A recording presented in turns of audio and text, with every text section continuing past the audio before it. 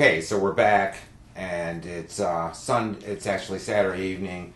Sorry for the delays on the videos, folks. Things just kind of got in the way, including, to be honest with you, Buongiorno has fallen down with not COVID. It's not COVID, but I just had a bug of a sort. My doctor just told me, hey, you gotta stick it out, which is like left me feeling. I don't know if I've talked about it. I'm not a hypochondriac. It's just, it's been going on for about a week, and I still gotta wait like 10 days before they'll give me antibiotics because they think it's viral, but my doctor just, whatever. So, having said that, everything has just been kind of like, and just getting things up and together. It's like, today was supposed to be meant like stay in bed and rest and drink fluids day, but it's like, in my ongoing mission for excellence, I rose to the occasion and showered up and prepared, and we've got it all going on. We've got it going on. All right, we'll get into a lot of things today. I'm still trying to work out some of the shooting in the evening presents difficulties that shooting during the day do not. It's like the lighting thing. Getting the lighting thing going on in here and Miyakasa. I was thinking about going with these, and I'm just like, it's just like for an hour and 15 minutes they get hot, the bulbs burst. It's like I'm not going with these. But so if they have a tendency to be on the dim side, my apologies. My apologies for that. Today I want to finish up real quick. We got to finish up chapter 1. Want to finish up on Hansen's 7 deadly sins, or 7 secrets rather, of the media as he sees it, and look at those.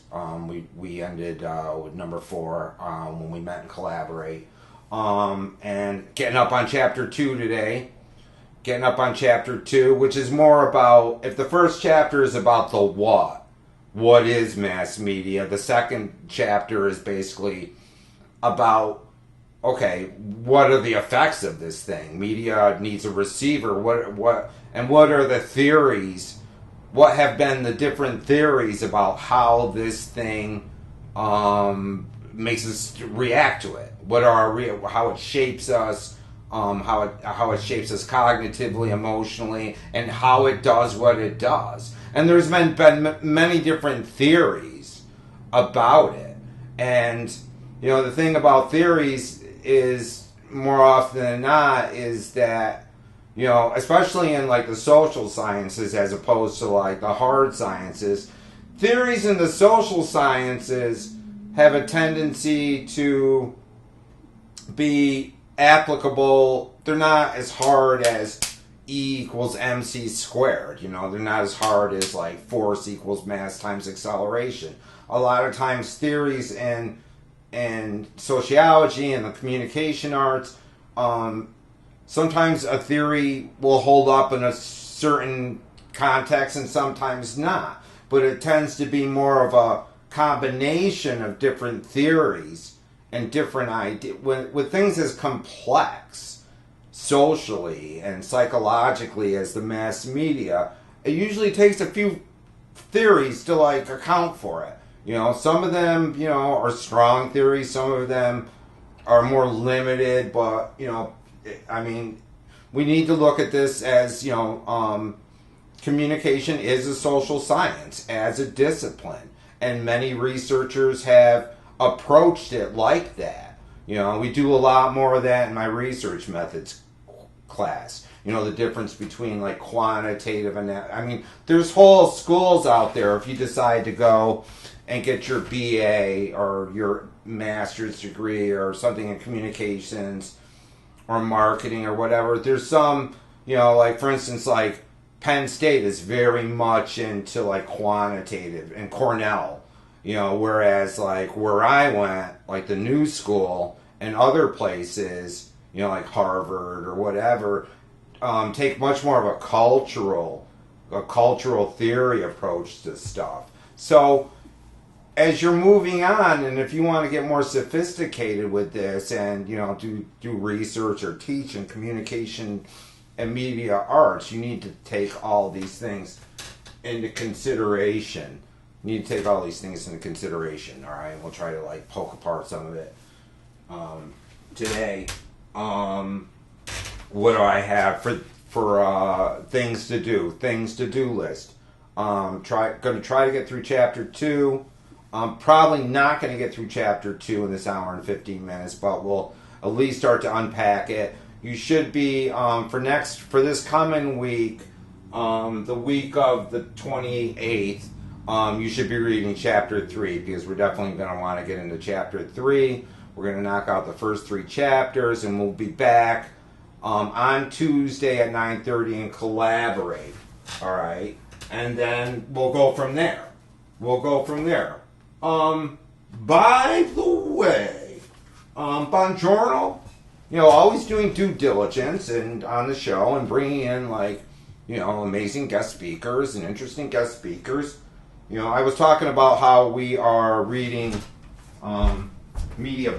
We're going to be reading Evaluating Media Bias by Adam Schiffer. Adam Schiffer, he's a professor of political science at Texas Christian University. I got a hold of him and told him we were reading the book, and he wants to chat with us. He's going to chat with us sometime after Thanksgiving. So we're probably going to want to read the book before then and know what we're talking about. It's a really good book. It's gotten some really good reviews.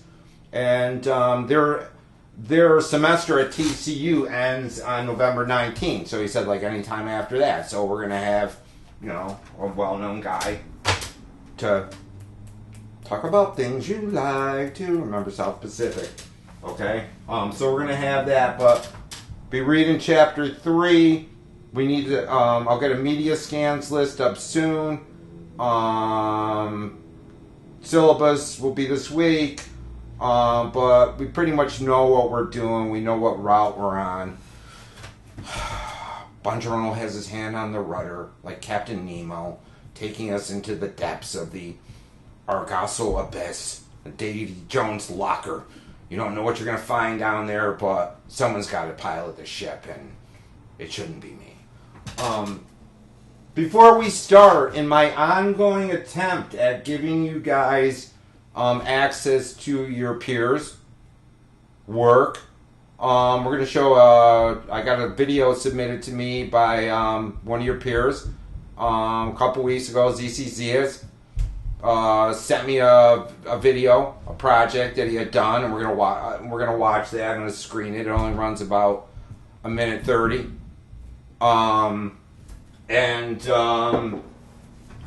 It's cool. So we're gonna watch that right now.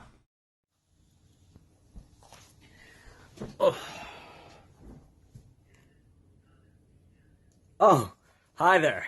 Didn't see you. My name is Zizias, and I a few years ago was diagnosed with lung cancer.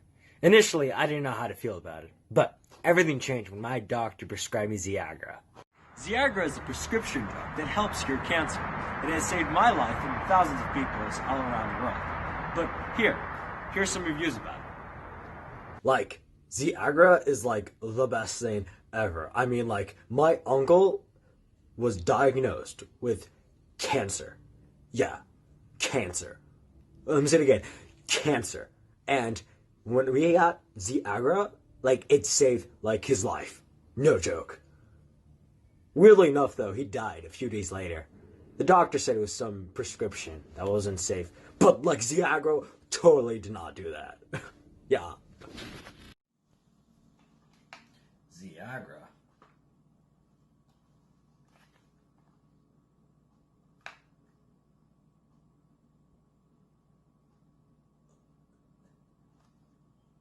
There's chlorine in this. Talk to your doctor before taking Viagra. Side effects include headaches, flushing, vomiting, bleeding, baldness, blindness, hallucinations, coma, excessive farting, sneezing, painful diarrhea, night terrors, amnesia, suicidal urges, cancer, and in many cases, death. So, what are you waiting for? Call now at 1-911-566-ZIAGA and let us help you.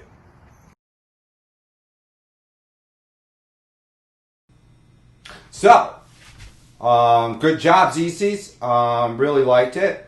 I think it's really good to the degree that, not that everything else has been good, but once again, it's like, he's doing a satire on a commercial. And I always said, like, satire and mockumentaries and stuff like that always entail that you understand some of the code. In order to make it, in order to give it some power, in order to give it some critical power and awareness, you got to, like, know what the codes are.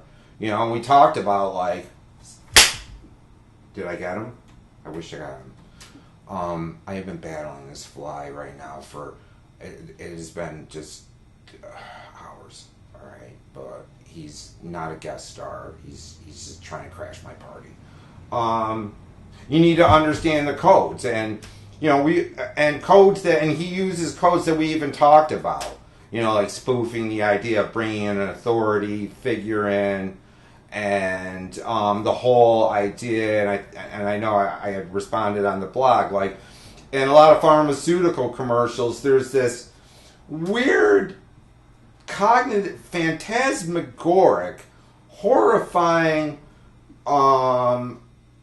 tendency to want to explain all of the numerous side effects of said product that often include very, very horrifying conditions, far worse than the thing that said product was attempting to cure, that they kind of have to run legally as a disclaimer, and they tend to do it with images like the one that ZC's used. It's like, these, it's like you want to kind of downplay, all the doom and gloom with some sunny images and so it was like on point. It was very funny. Thank you for thank you for submitting that.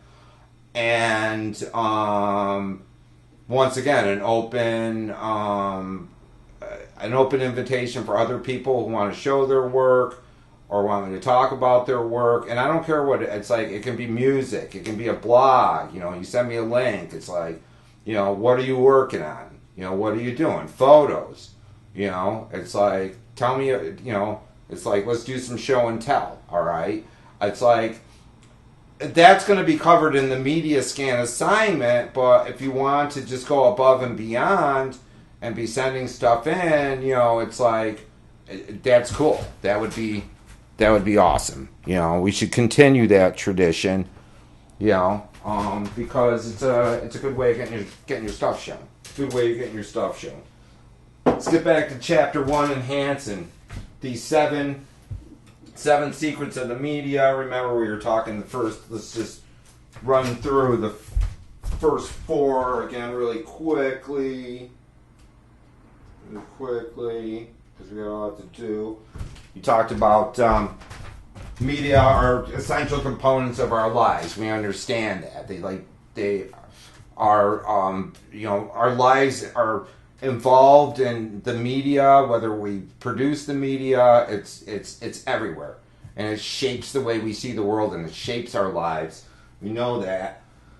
There are no mainstream media anymore, all right? And that was one we were talking about, and it's really funny, and I should show this actually, but I was watching a episode of Joe Rogan, who's now getting a lot of followers. He's become a guy that is not necessarily in the mainstream media, and they got into this thing about talking about the very same thing that Hansen was talking about like what constitutes the mainstream at this point. It's like if a blogger has got 4 million followers, or a gamer or somebody has like 17 million views, it's like, where do they stand in relation? It's like, what do we mean by mainstream? And I think we needed to like make that distinction between, and they also made the distinction between what is called like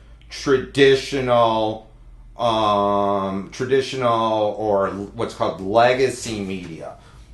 CNN, CBS, the Washington Post, the Wall Street Journal, the Los Angeles Tribune for a time, although it's fallen, like the big Fox News, like these big basically conglomerate, multinational news services that have been the traditional source of. So I think that it's like, what he says about there are no mainstream media is true. However, we can use mainstream media. When I talk about mainstream media, we can certainly talk about the big guys, all right? And within that umbrella, we should, also include, people that pretend to be outside, right? Because there's this whole thing, both in politics and media and celebritydom, of like playing the role of being the outsider without necessarily, like, that's your persona, like that's your brand. It's like being the outsider. Whether you're actually an outsider or not, is a matter of definition, is a matter of people's opinions, and a matter of like what you're putting out there. Hence, like talk radio hosts like, Limbaugh and Sean Hannity, all these guys. It's like they have so many followers that one could consider the mainstream. However, they're always kind of pointing their finger. They're playing the role of outsiders. They're playing the role of outsiders as opposed to actually, kind of, being outsiders. In a certain case, in a certain way they are, in a certain way they're not. Because the proof is in the pudding. If 17 million people are like watching you, it's like obviously there's something to speak to about a demographic that is huge. Talked about everything from the margin moves to the center. We talked about that. We talked about arguments against that. How certain things from the margin do move to the center and other things remain marginal. And then, it's like, I think one of the things that Hansen fails to look at in that dynamic is sometimes something that was in the center, for a period of time, historically will go back to the margin again, whether it be a fad or whether it be, a certain school of thought. We'll find that with a guy, Marshall McLuhan was actually kind of like that, who we'll talk about. He became like this big celebrity in the late 60s and early 70s, and then throughout the 80s and 90s after his death, it's like people kind of in academia kind of like pushed him back out. No one was really reading him. And then with the reemergence of the internet and interactivity and social media and mobile media, he comes back into fashion again. So I think that this idea is things can move in and out. Nothing's new. Everything that happened in the past will happen again. And that's when we're on, and that's when we want to talk about a little bit, we were talking about the idea that in the history of mass media, there are these perennial issues that spring up irregardless of the technology. That, for instance, the age-old battle between concerning obscenity, decency, the effect of supposedly of sex and violence on young adults, children, older boomers. There's always this kind of back and forth. As a new media emerges, there is always a kind of attempt, by certain demographics to want to, and I don't want to like demonize every attempt at media getting cleaned up or media attempting to clean itself up, because a lot of these arguments were not like outlandish about the idea that it's like, certainly if one were to watch an episode, it's like of whatever, it's like I can remember like watching like AMC's Walking Dead, Guilty, and the whole thing just not only like the show just being like this flurry of gunfire the entire time, but the commercials in between were even more militarized. They're even more violent. They're even more arousing and in your face than the show was. So that there was just this barrage of visceral like gunplay, and it always begs the question: what does it do to people? What is that state of hyper? Because obviously, and we'll talk about this in effects research, this state of having this stimuli being pumped in, at those kind of levels, and with the level of technology they have now, with all the CGI and the virtual and moving around and spinning around and people doing backflips and going through all these like abandoned, buildings with a gun and the zombies coming out. It's like, what does that do to the mind? What does that do to the brain? What is the research that is done on it? And these are perennial questions. The same thing about sex. The same thing about we'll talk more about these battles of the Supreme Court about what constitutes decency, what constitutes obscenity, what rights does pornography hold, what function does it serve in the society? All these issues that tend to kind of cycle in and out. It's like, Hansen was talking about comic books, how these comic books, horror comic books in the 40s and 50s had all these like Leave It to Beaver moms like going to, these kids are gonna go out and do the same thing. They're gonna turn into the Crypt Keeper. My kid is gonna turn into Jason Voorhees or Freddy Krueger if he keeps watching this stuff. And more often than not, my friends, it's like the fact of the matter is that it's like most of the people, and I was like a comic guy. I was kind of like in between. It's like I played sports, but I was like different things. I was like kind of a nerd, but I played sports and I did other things. But I remember that whole crew of like gamers and what you guys call fanboys now. That we never had a name for. It was just you were into like comics and gaming and stuff and sci-fi and horror and fantasy and you read Tolkien and it's like the guys I knew that were really into that kind of stuff were not the violent guys. I would make the strong case that if anyone were like the hyper aggressive, like alpha male types, were the guys that weren't doing that kind of stuff. That the guys that weren't reading anything at all, or not, So one has to use anecdotes when one talks about this stuff. The fight between intellectual property rights. It's that every single revolution in technology, there's always this battle over what constitutes intellectual property.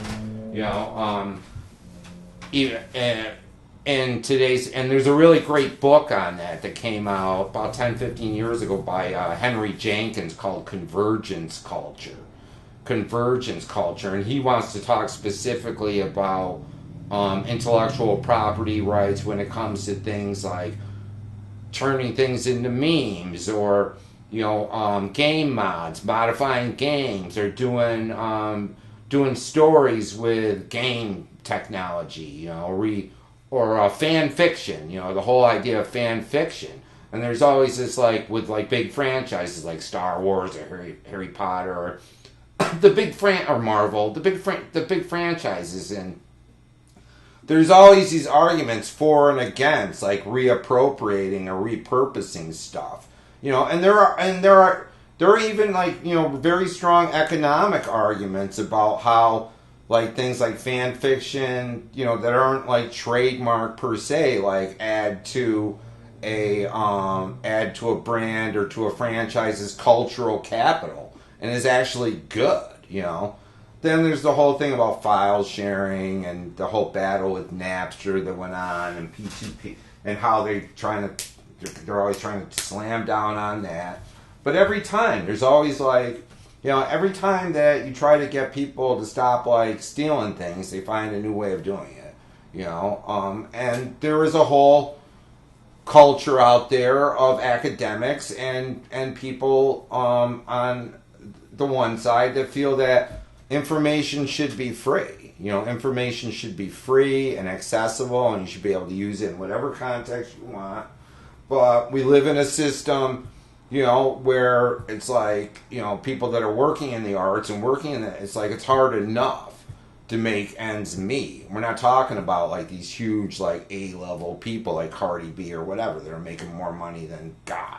You know, we're talking about, you know, people like, you know, for instance, my friend Gary, who's in a well-known band, but, you know, somewhere in the middle, you know, like they'll fill a 500-seat arena, you know, and, you know, but they won't do like 10,000, you know, and it's those guys in the middle that need to like rethink their monetization strategy. So there's all that stuff going on with that.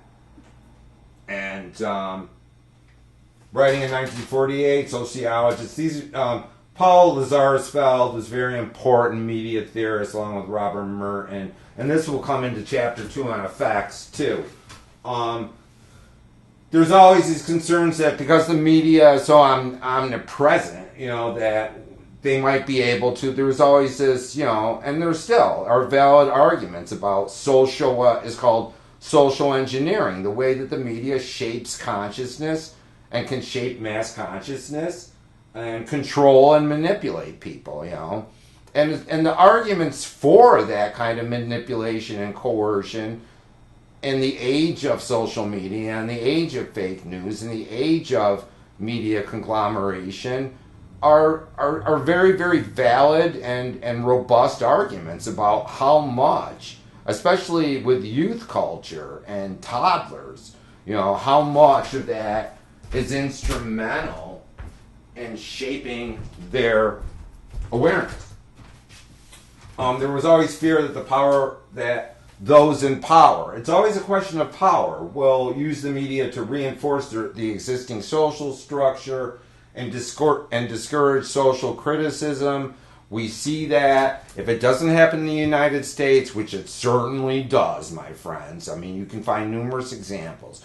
We find places all over the world right now, including, dare I mention it, the sleeping giant, China, that do this kind of thing as a matter of course. You know, discourage criticism as a matter of course, to the point where if you say something, I think I heard that, I can't remember exactly where it was, so I'm not going to like name names here, although I love naming names.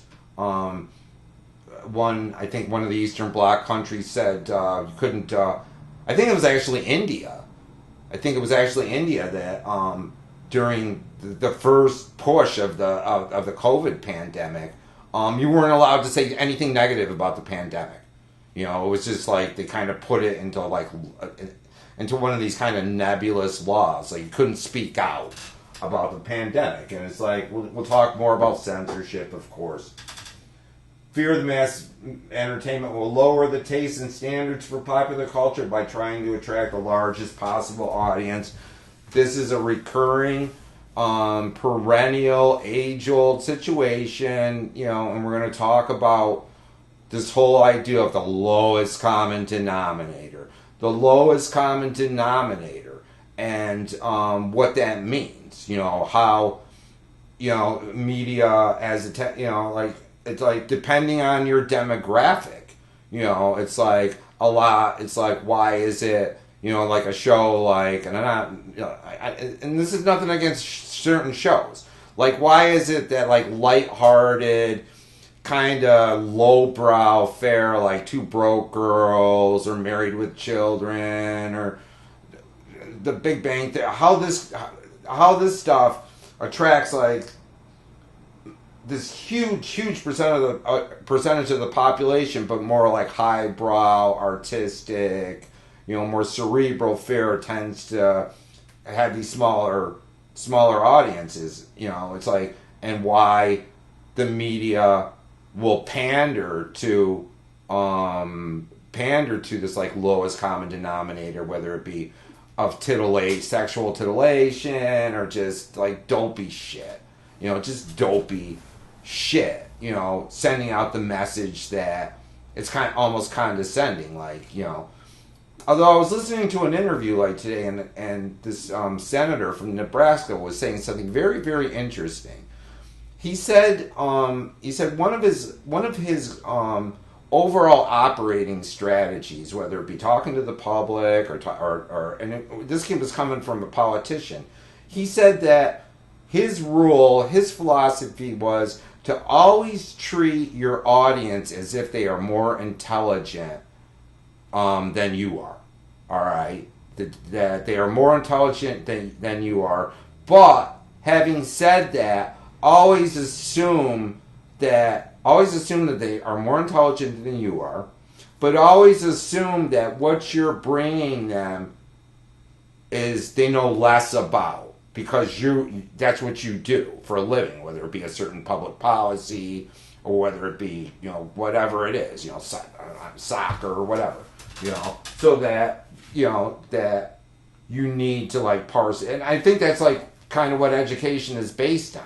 The idea that educators at the college level are specialists in a certain field, and they know all this like minutia about all this specialized crazy egghead shit, and the whole idea of bringing it to an audience and breaking this stuff down. Because it's my fervent belief that you can take the most difficult things, the most difficult abstruse philosophy, the most difficult principles in physics or mathematics, and depending on the way that you break something down, you can get people to, it's like you can get somebody to understand stuff, that you shouldn't be making prejudice, even when it comes to age. It's like, I know this is like a real arrogant boast, but I really do believe that I can explain like Immanuel Kant's principles of pure reason to 10-year-olds and have them get it. I really do. And here it's like, it's all a question. It's like, we'll get more into that later. The belief that mass entertainment is a waste of time that detracts from more useful activities. This was always a thing.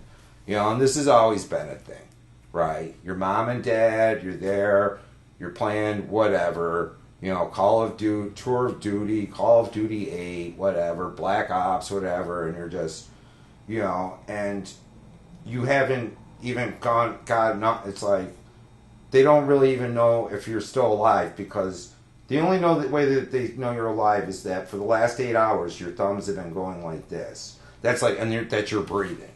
And they say to you,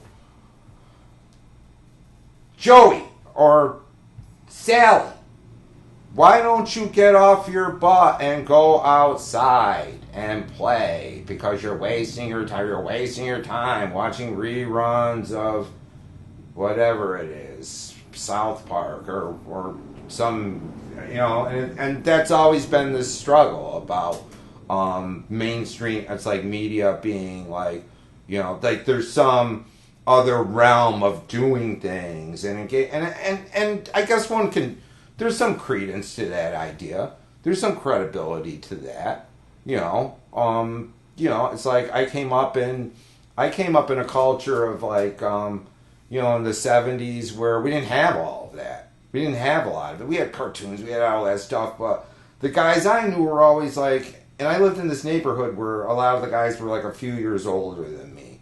So A, I kind of looked up to them, and B, they kind of kicked me around a little bit too, so that's why I'm kind of scrappy nowadays, it's like when you grow up, it's like, but believe me, it's like when my younger brothers, we did the same thing, our crew, it's like, you got to pass it on, you got to pass on that hazing, So there's always that, and there's viable arguments for the idea that being like, just attached, that there needs to be these distinctions made between, taking in media and living life, whether it be travel or hobbies or physical fitness or, hence the term couch potato. Hence the term couch potato. And this Secret 5, all media are social, no matter what media you are using, whether it be a legacy newspaper or a television station or social media like Facebook, you are always interacting with it at a social level. This is another one of like Hansen's kind of no-brainers, that media, whether it be face-to-face with friends on Facebook or with the entire world via Twitter. But what he wants to say here is it makes sense because it's like media was always, it's like the term social media comes about. Not unlike the term fake news and whatever other new turns of phrase get pumped out there, all of a sudden it's like, it didn't, no one said it, and then all of a sudden it became a thing. Like social media became a thing. Specifically talking about social networking sites like Facebook, and before that there was MySpace and 4chan and all these different places where people would hook up and interact. And they called it social media, and there was this interactive element of it. And what a lot of theorists are saying now is that this isn't necessarily true. That we do a book, and we used to do a book in my cinema and digital technology class by Lev Manovich, famous Russian media guy, by the name of The Language of New Media. The Language of New Media. And he wanted to make a case in the language of new media that all media has always been interactive. That from art on down, we've always had to and Marshall McLuhan would probably say the same thing. That we're always interacting, that, even with a newspaper, it's social to the degree that, we discuss things, we write letters to the editor, people share the newspaper, it's like, I don't know, it's like in my family, it was like the newspaper would come in the morning and we'd kind of fight over who was going to get what set. My mother would want to get the shopping set, my father would get the sports, it's like, or the front page, it's like, or we would trade it off. We would trade off sections of the newspaper, and it was a social, it was kind of a ritual in that way of the newspaper. And my father would sit every day, and this is just a truism, a kind of heartfelt reminiscence of my dad. My dad didn't even graduate from high school. He went and he served. He got drafted while he was in high school. He got drafted for Korea, and he never finished. Never went to college. And later on, actually, at his school district, years and years later, they would give him an honorary degree for having gone and served. But here's a man that didn't finish high school, but every morning he'd put on his readers and he would read that newspaper. That thing would hit the door, he would get it, he would read it. And on Sundays, he would read that thing back to front, because that's what people did. I think that, for my father and his generation, there was still this idea about being, socially and politically aware of what was going on, and there were a lot of arguments and rhetoric about that level of civic engagement and public awareness being stripped from students and the general public due to all of this kind of dumbing down and smoke and these plummets in literacy and all of that. This country was made. The United States. It's not far-fetched to say it was based on literacy. It's like Gutenberg had as much to do with the founding of this country than Washington, due to the fact that through literacy, through mass literacy, and we'll talk about that when we talk about books and newspapers. At one point, this country had the highest level of literacy in the world, at about like 95%. And that wasn't true, especially of developing countries. Are you kidding me? And it certainly wasn't true historically before that. And that's something to be proud of. That's something to be proud of that tradition, of literacy.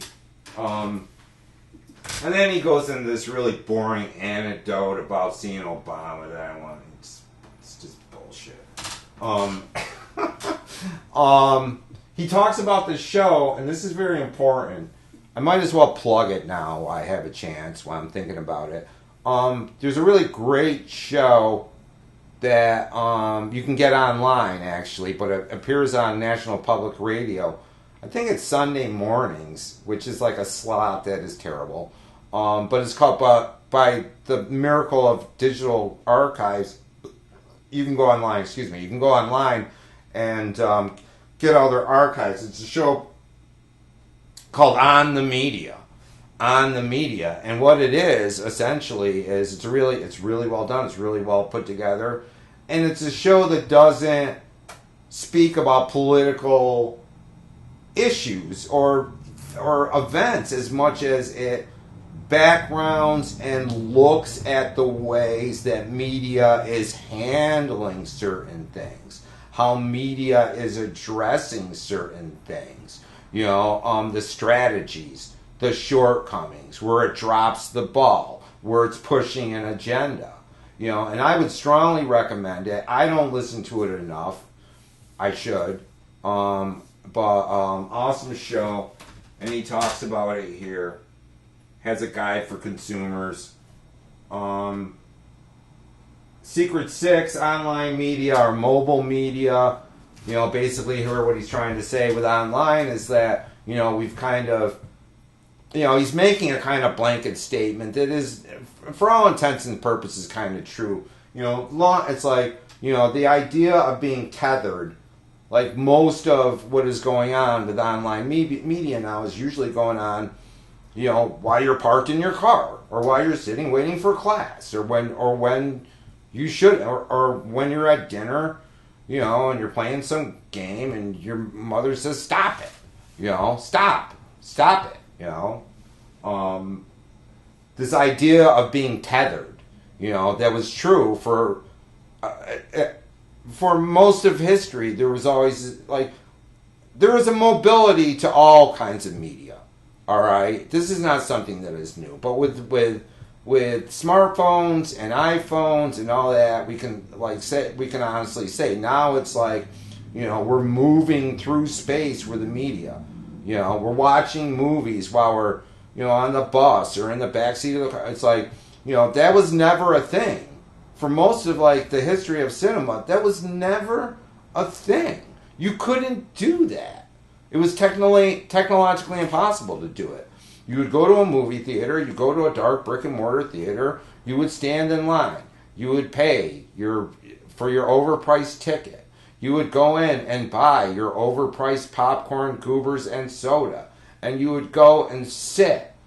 And they would go as far as having these funny little trailers at the beginning, before the real trailers, right, of things that you were supposed to do and what you weren't supposed to do.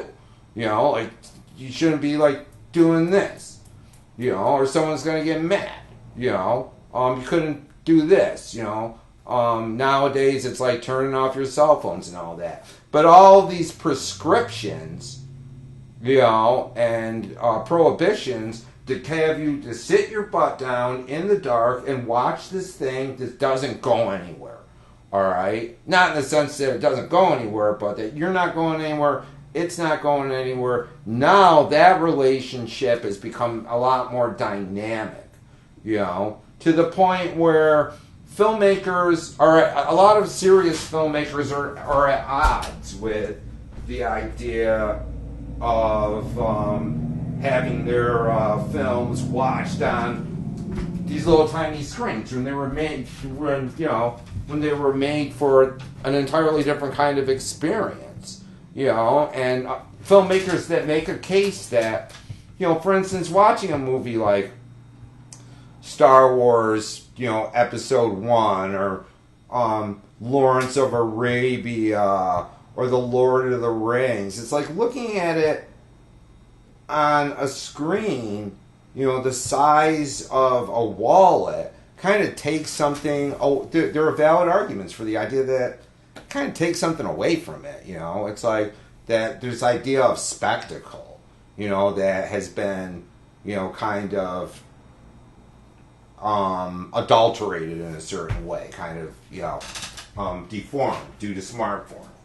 So and then there's number 7, which is kind of a tricky one, because what he wants to say in number 7 is that he says there is no they, all right? Constantly, wherever you go, whether you go to, the candy store or go sit at a bar, someone will be engaging in this discourse, this parlance, this patois, that involves the idea of this hidden they. That usually, with the implication that the they that they are referring to are a they that we don't know about, and also a they that has less than puritanical designs on us, whether it be, the idea of the New World Order or now it's QAnon, now it's this other bizarre, but it's always been something. It's like QAnon, Skull and Bones Society, this shadowy they, and it's also true of like the 1%, but this they of the media, he wants to, in this one he's trying to say it's like, if you listen to media criticism for long, you'll hear a pair of words over and over again, they and them. It's easy to take pot shots at some anonymous bogeyman. They, who embody all evil, the evil puppet masters, I even engaged in it at the beginning of this section with the title, The 7 Secrets About Media, that they don't want you to know about. So who are they? He wants to say, no one. A non-specific other we want to blame. Anytime I use they in a news story, my high school journalism teacher would ask who they, in quotes, were. And that's what you need to ask whenever you hear criticism of the media. It isn't that the criticism isn't accurate, it very well may be. But it probably applies to a specific media outlet, a specific journalist, a certain song, or a particular movie. But we can make a few generalizations about an industry so diverse that it includes everything from a giant corporation spending a reported $1 billion to produce Avengers Infinity War and its unnamed Avengers 4 sequel to young people. This came out before the second one, where everybody gets saved, and we all cry. Because Iron Man, I cried. And it's young people posting photos and messages on Snapchat. There are a lot of media out there, but no unified them. All right, so this idea, it's like, but having said that, we can at least draw attention to the idea, especially when it comes to, and we need to look at this too, especially when it comes to ideas like media conglomeration and media consolidations and ownership. And we're going to talk about ownership. And that this has always been true of legacy media, that what you'll have more often than not with corporate run media is that you'll have, for most of U.S. history, newspapers and television broadcasting companies and radio conglomerates, radio networks were owned by one guy, or one family, a family. There's a really great show right now. What's it called? It was called, what the heck was it called? I just watched it. Succession, about this media, this family of media moguls. And it's really like this spotlight on just all their wrongdoing and their nastiness, and it's this whole like critique on family-run media and the 1%.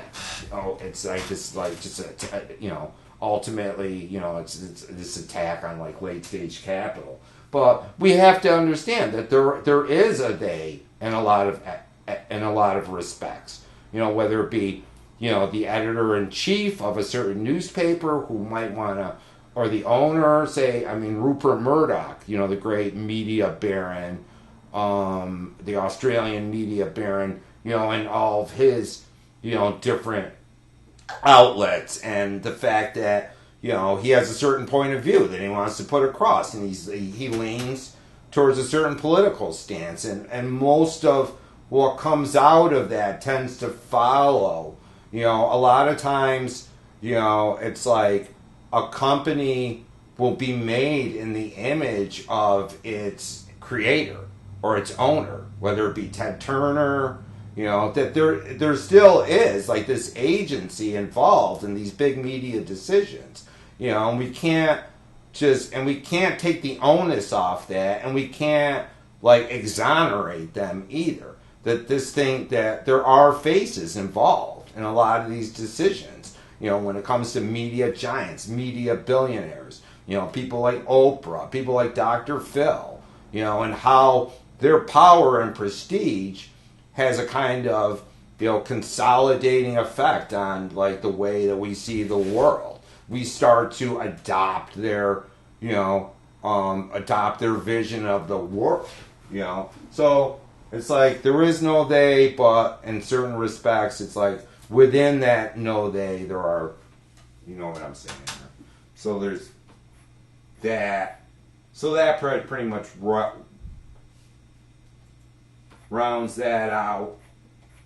Now we get into mass communication effects, how society and media interact. How do they interact? Okay, and here we get to not just the media itself, but its effects and the theories on basically the way that it has affected us, and the different theories behind it.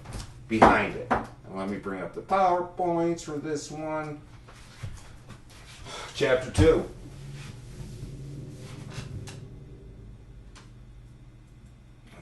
Went through this. Anyway, chapter 2 starts with an anecdote. What we'll learn. We'll discuss the history and development of our understanding of media effects. Explain how the critical theory model differs from the effects models. Okay, that's going to be a big one. The difference between a critical theoretical approach and effects models. All right. Name 4 types of effects that mass media can have.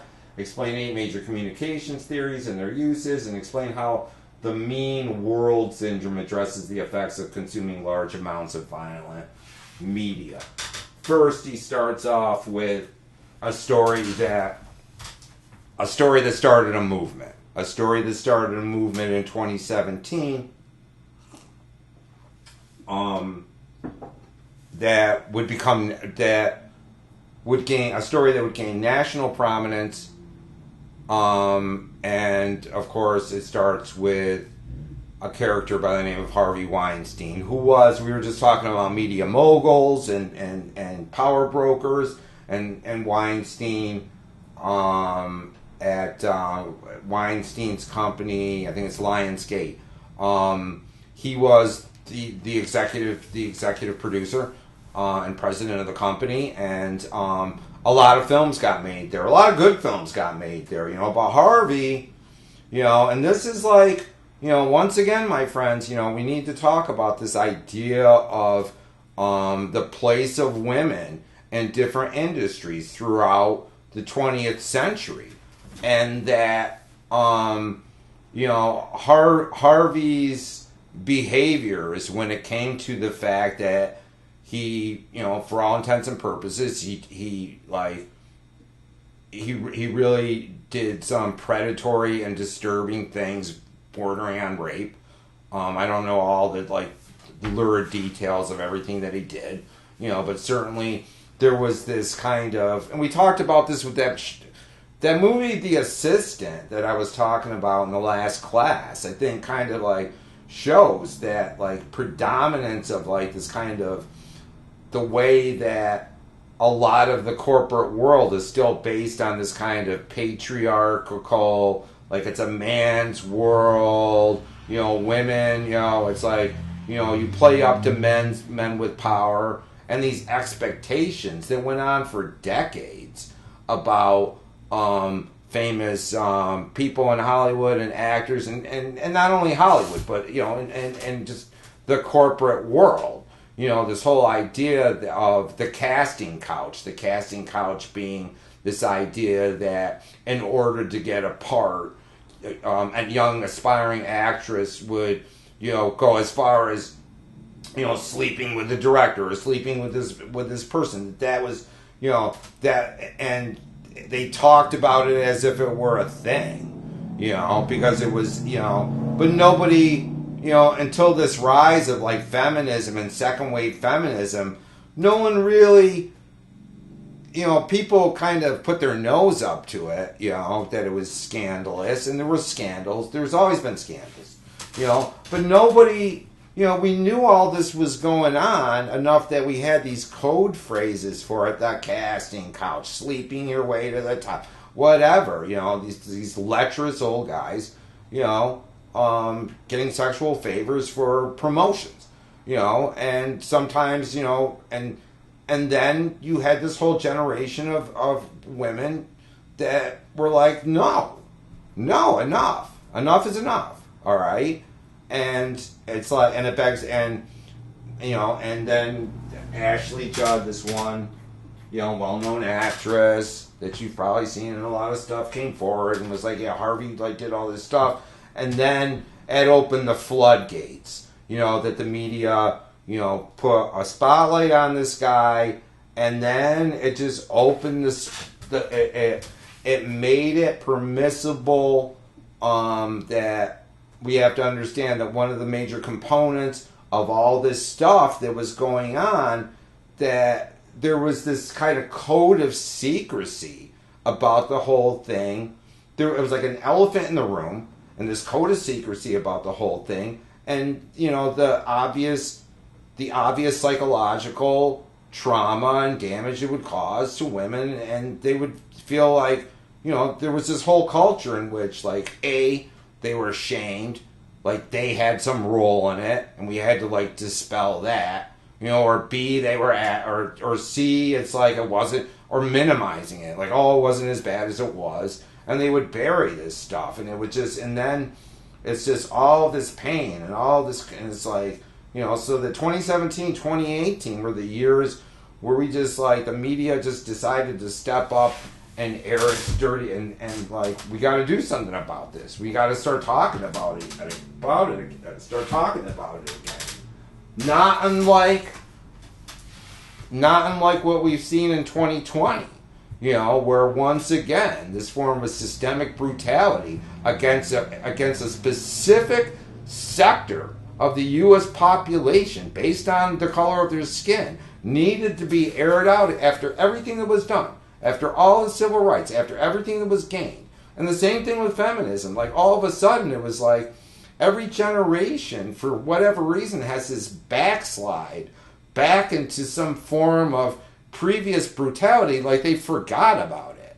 Like they forgot, about police brutality, and they had to be woken back up about this issue and about this kind of systemic thing that was going on, so that, the 2020 is like, the 20 teens have basically been the era of having to re-excavate all of these kind of things that we knew, that we kept on doing, that we knew it, and we kept on doing it, systemically, in terms of institutions, because there had been all of this. I remember working at television news stations where we'd have this, like, week of sexual harassment training back in the turn of the millennia, and all that stuff seemed to just kind of, people kind of did it.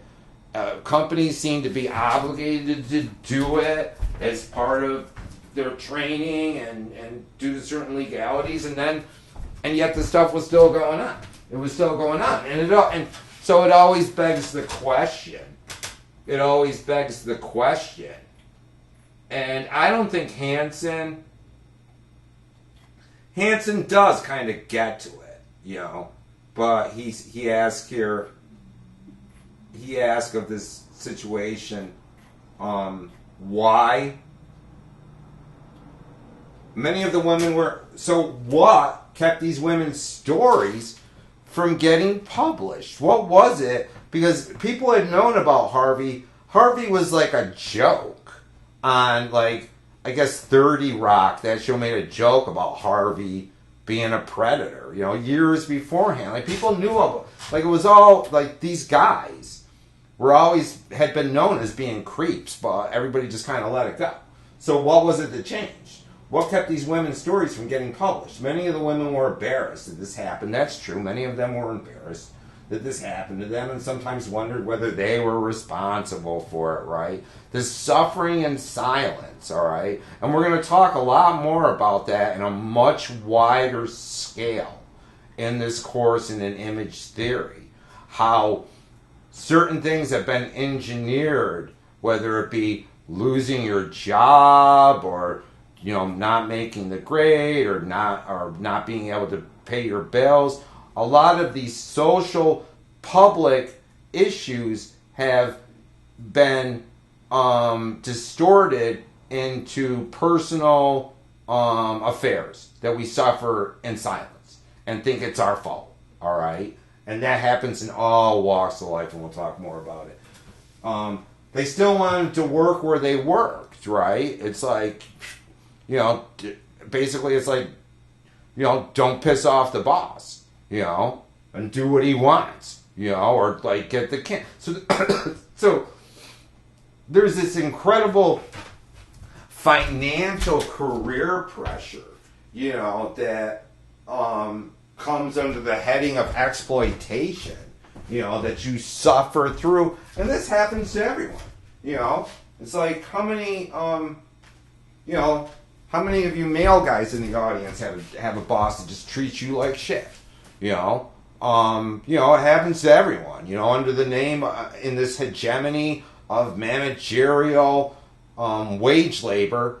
You know, it's like some bosses take it upon themselves to think that, you know, abuse is a thing that they can get away with.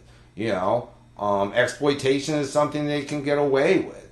You know, belittling people. This whole culture, you know, of kissing the boss's ass that, you know, goes all, and the whole idea of shit rolling downhill is something that this culture is finally starting to pick apart and say, hey, wait a minute. You know, I'm not anybody's step and fetch it. You know, and that has to do with, like, minorities, that has to do with women, that has to do with everyone. All right, and even you as students, you know, it's like, you know, you come in, you have a certain amount of rights and dignity when you come in to take courses, all right? You are the elite, all right? And you need to be able to advocate for yourself and know when you're being ripped off, too, you know? And, you know, it's like, you know, if a teacher is, like, being abusive, or if a teacher is being belittling, you know, it's like, it just doesn't fly in Bongiorno's book.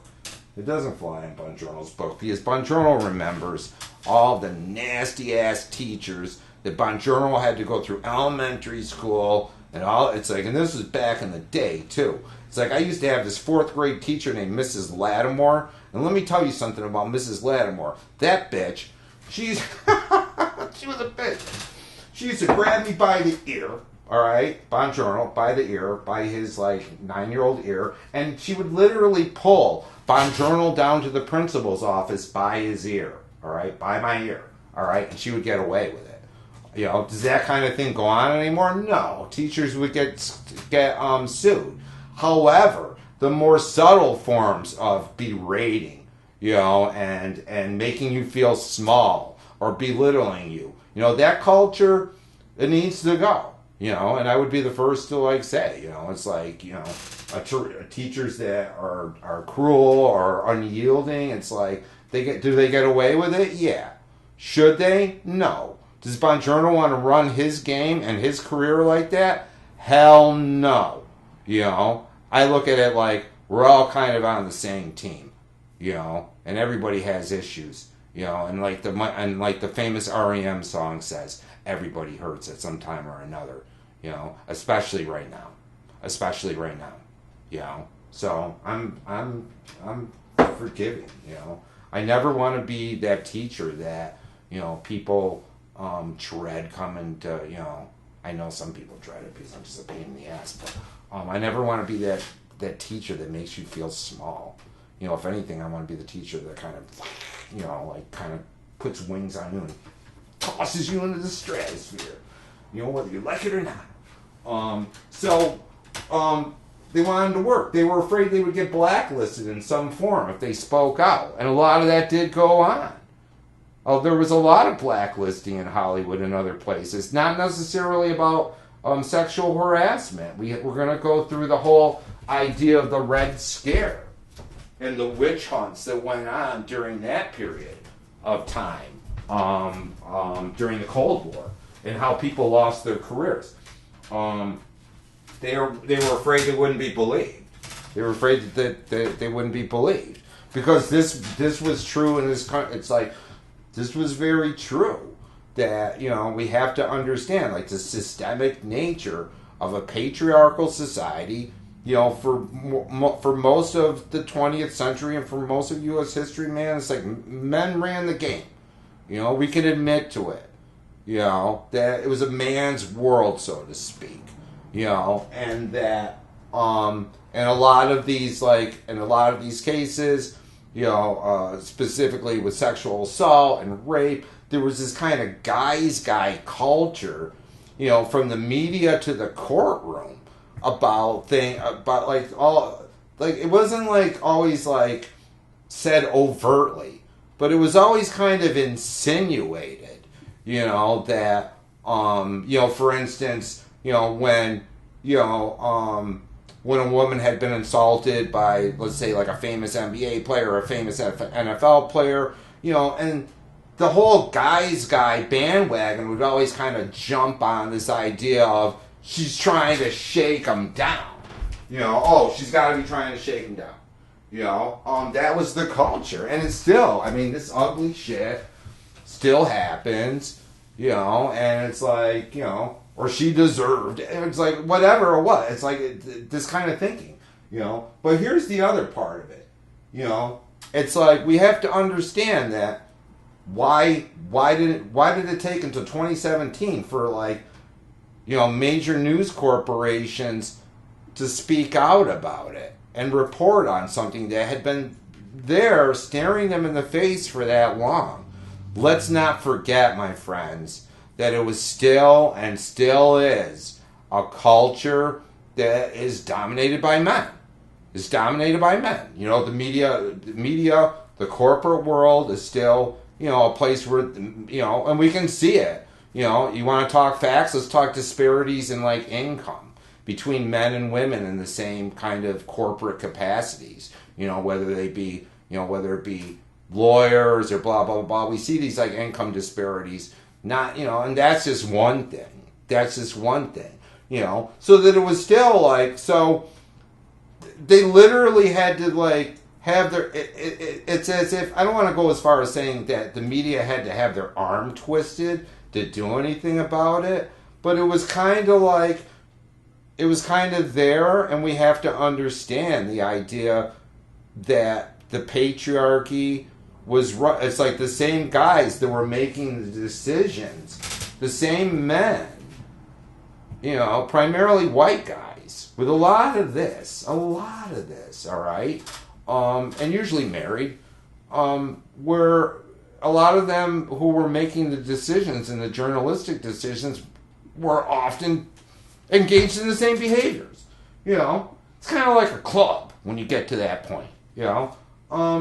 So there was resistance. And finally it just kind of broke. and everybody, and then, we're still feeling the fallout from that. We're still feeling the fallout from that.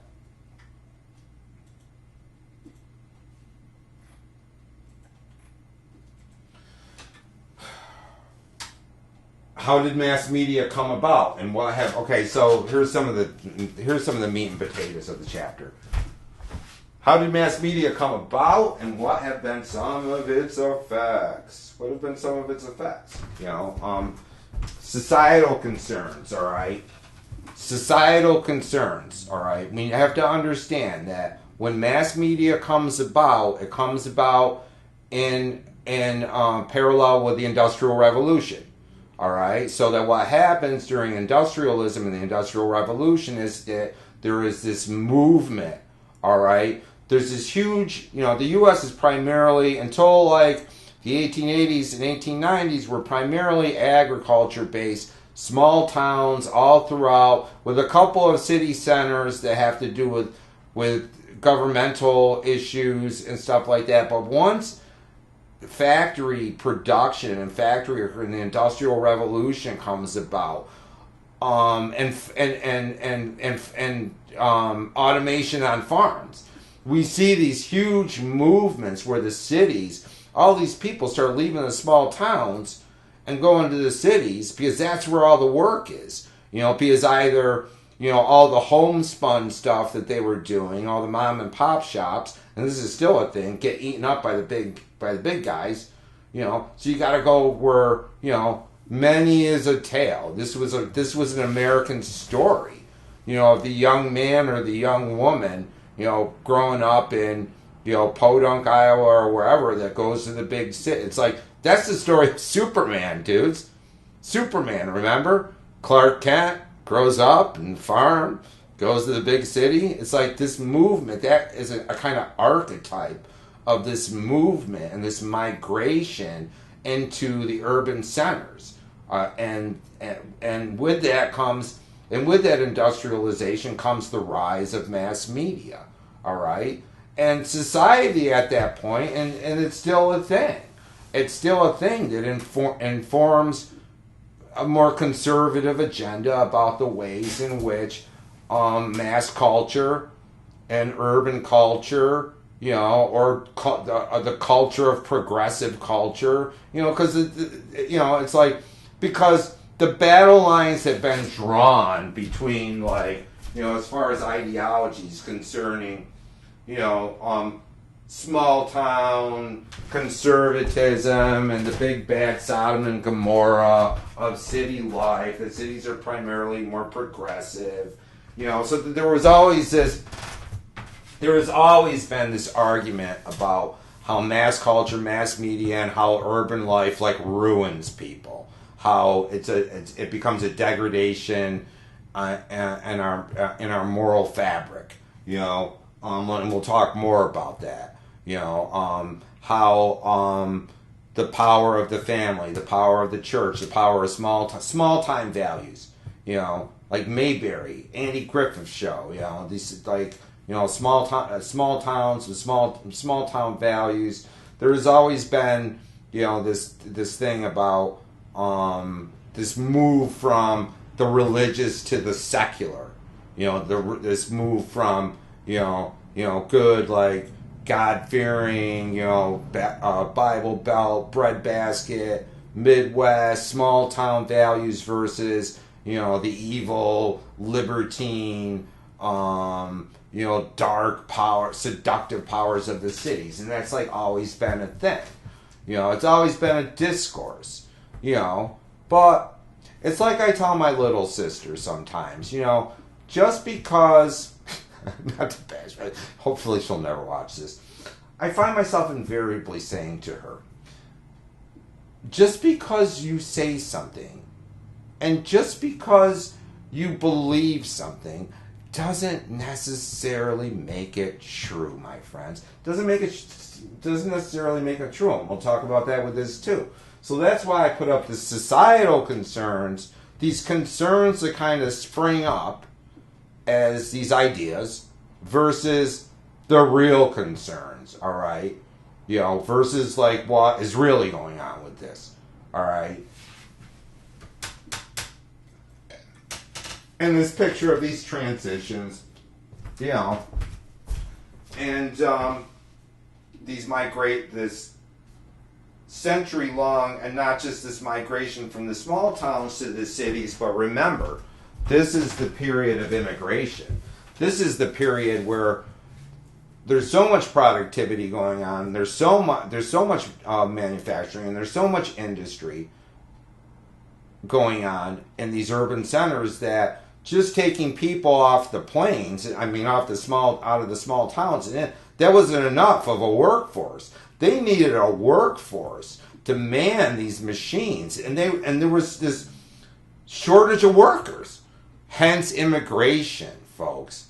Hence this whole push towards getting people primarily in the beginning from Western Europe, you know, and Western and some of Eastern Europe to come over, you know, during this period, all right, and man these factories and get and they come and where do they come? They come through this whole bottleneck at Ellis Island, with New York City being this kind of monolith of urban production, industrialization, culture, and this rise of the cities will shape our national psyche, how it will shape our immigration, you know, and we'll talk about that, you know, how like immigrants were kind of celebrated, you know, for a lot of American history. We were a culture of immigrants. That was the idea. That was the overarching idea. That for most of U.S. history, what defined us, what made us distinct, our level of standing out from the crowd of other sovereign nation was the fact that we took in people and we built a lot, and this was like this shining city on a hill where you could, like, you know, make your fortune. And that wasn't just a pipe dream. That was very much true for a lot of U.S. history. We will start to talk in the course in the classes that follow about how that dream and how that vision started to go horribly wrong at a certain point in Bongiorno's lifetime, because I saw it coming, you know, and we'll talk about that. How all these ideas kind of got kicked to the curb a little bit. But we'll talk more about that when we meet up on Tuesday. This is probably going to go up on the Bird late tomorrow night. Unfortunately, I'm sorry I'm doing this, all right? Everything is going to straighten itself out, all right? So that these are more timely, you know, but I just, you know, it's just, Bongiorno was just, I'm drinking Theraflu right now, believe it or not. Just trying to get through this thing, so. Have a good night, you guys. And we will see you on Tuesday morning at 9:30.